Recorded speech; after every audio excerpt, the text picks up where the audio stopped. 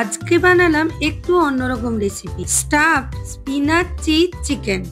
রেস্টুরেন্টে না গিয়ে বাড়িতে কিভাবে বানানো যায় রেসিপিটা ফলো করুন।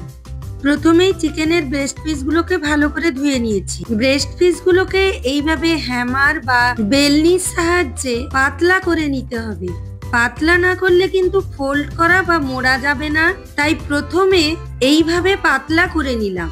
এবার ওর মধ্যে দিয়ে দিচ্ছি সেদ্ধ করে জল ঝরানো পালং শাক, দিয়ে দিলাম গ্রেটেড চিজ, যে কোনো চিজ দিতে পারেন, আমি এখানে মোজারেলা দিয়েছি।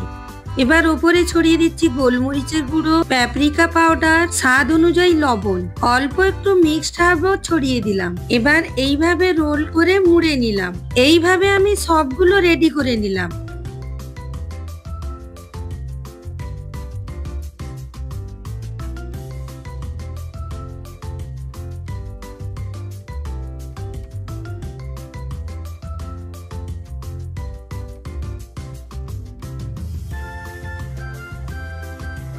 এবার ওই রোল করা চিকেনগুলোর ওপর পরিমাণ মতো লবণ, প্যাপরিকা পাউডার ও গোলমরিচের গুঁড়ো ছড়িয়ে দিলাম।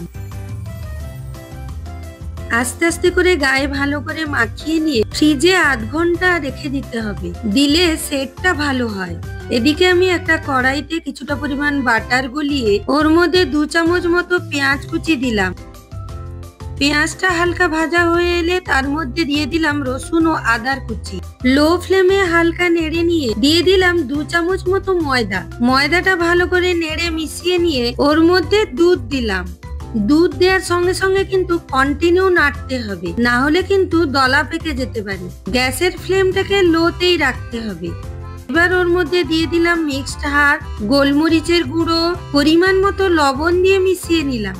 দিয়ে দিলাম 2 চামচ মতো ফ্রেশ ক্রিম। এবার ওর মধ্যে কেটে ধুয়ে রাখা মাশরুম গুলো দিয়ে দিলাম। গ্রেভির সঙ্গে মাশরুম গুলো ভালো করে মিশিয়ে নিয়ে অল্প চিলি ফ্লেক্স ছড়িয়ে ঢাকা দিয়ে কিছুক্ষণ রেখে দিলাম। আলাদা একটি বাটিতে ব্যাটারের জন্য ময়দা, ওর মধ্যে প্যাপরিকা পাউডার, গোলমরিচের গুঁড়ো, পরিমাণ মতো লবণ দিয়ে অল্প গ্রেটেড চিজ দিলাম। অল্প জল দিয়ে থকথকে একটা ব্যাটার রেডি করলাম। এবার রেডি করা চিকেনের রোলগুলোকে ওই ব্যাটারে ডুবিয়ে ব্রেড ক্রাম্ব মাখিয়ে মিডিয়াম ফ্লেমে তেলে ফ্রাই করে নিলাম। ফ্রাই করা চিকেন রোলগুলোকে আপনারা চাইলে স্ন্যাক্স হিসেবেও খেতে পারেন। এবার একটি সার্ভিং প্লেটে ক্রিমি মাশরুম ঢেলে চিজি স্পিনাচ চিকেনের রোলগুলোকে মাঝখান থেকে কেটে ক্রিমি মাশরুমের উপর সাজিয়ে গরম গরম সার্ভ করুন। দেখুন কতটা ক্রাঞ্চি ও ভেতরেরটা জুসি হয়েছে। এইভাবে গরম গরম সার্ভ করুন। রেস্টুরেন্টে না গিয়েও কিন্তু বাড়িতে এই ধরনের রেসিপি বানিয়ে নিতে পারেন। চ্যানেলটাকে সাবস্ক্রাইব করুন।